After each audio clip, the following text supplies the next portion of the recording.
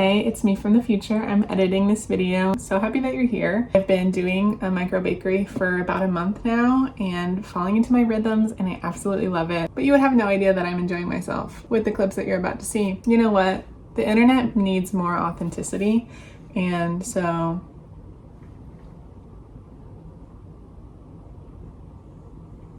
also, I've been editing and uploading more videos, documenting my micro bakery. So if that sounds interesting, you can subscribe. And now I will stop interrupting the video. Thank you for watching. Let's see how this morning goes.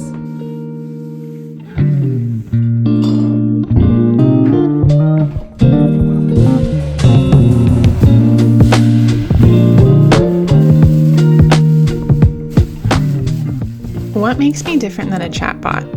In a generation experiencing higher rates of loneliness than ever, can I actually connect with others through the work of my hands? What does it mean to be human? These are the questions that emerged in the quiet of my morning bakes, when the soft hues of pink sky slowly lit my workspace.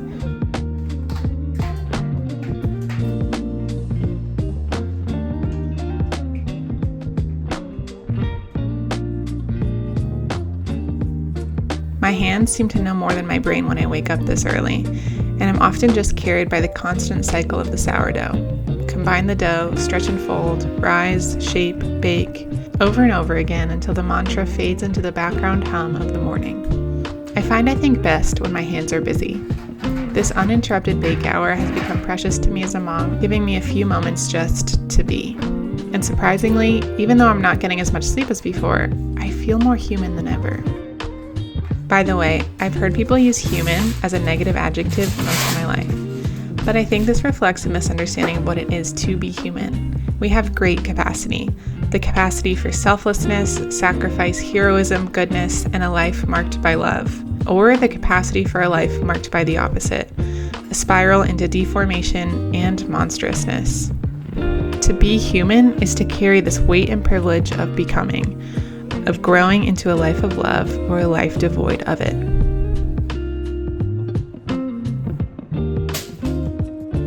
As I'm finding my footing in my mid-20s, I'm concerned that we aren't recognizing this great capacity in the ways that we are formed by our choices. I'm concerned for my children who might grow up in a world that completely accepts a friendship with an artificial intelligence bot, decreasing their exposure to the realness and the beauty and the messiness of actual people. I'm concerned that our technology is far outpacing our maturity, fueled by the greed of the tech billionaires, and also, more subtly, fueled by the quiet omissions of our collective stewardship of the earth, as we draw the line of where our responsibility ends much closer to what's comfortable for us, instead of daring to believe that we can actually affect real change.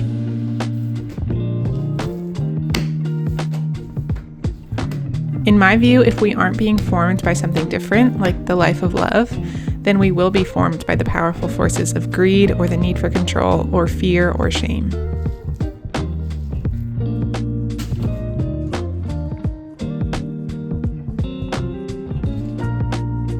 Recently, I read a book called Culpability by Bruce Holsinger. He's a university professor and wrote the book for his students. I won't give the plot away because I really recommend you read it, and I got my copy at the local library, so I checked there for it. But reading the story made me reflect on something that I hadn't yet considered about AI.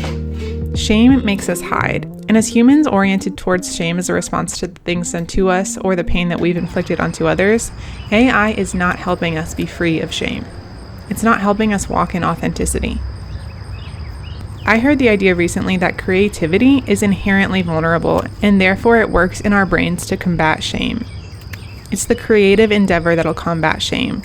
It's the creative endeavor that is so much better suited to help us live our most authentic lives. And maybe it's the creative endeavor in community that'll help us see things about ourselves that a chatbot can never help us see.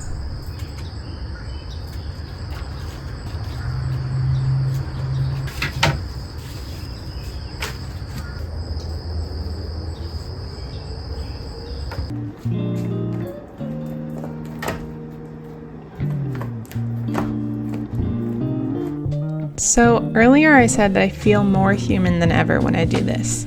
Why is that? I think there's a few things at play here. Pretty much all my life I've been taught to work with my brain and less so with my hands. I excelled in school, I went to college, and then now I have a remote job, and all of that is very brain focused, especially with technology. I'm constantly on the computer. Even when I'm interacting with my coworkers, I'm on the computer. I'm not engaging the other parts of me. This feels very different. I'm working with my brain for sure, but I'm also working with my hands. And I think I'm experiencing this sense of joy knowing that I'm working with all of myself. I'm engaging my creativity, I'm working with my hands, and it feels like such a privilege to be able to do that. Instead of only engaging one part of me, this is engaging all of me.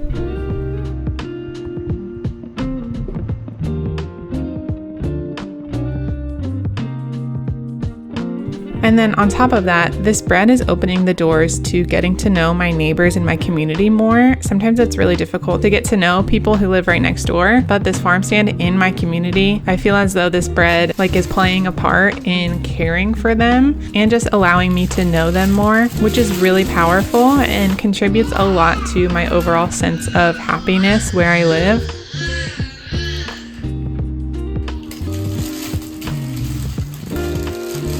My contentment honestly has a lot to do, I think, with just getting to know my neighbors and being present where I am, as opposed to basically only sleeping here and then doing all of life somewhere else.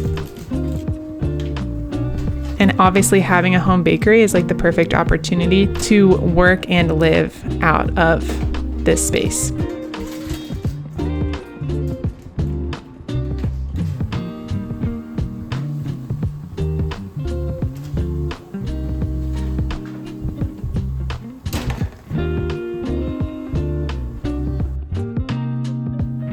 And then finally, I'm not doing this alone. I'm working together with my neighbor who does the flowers and the veggies and who set up the whole farm stand to help serve as many people as possible through the farm stand. It really does feel like a joint effort, and she's gifted in ways that I'm not gifted and vice versa. I think all of these things have really just helped me feel human. And as a young person just trying to figure out what's next for me and my family, I think these things have surprised me and just opened my eyes in this past month to this way of being human that feels old and yet new to me.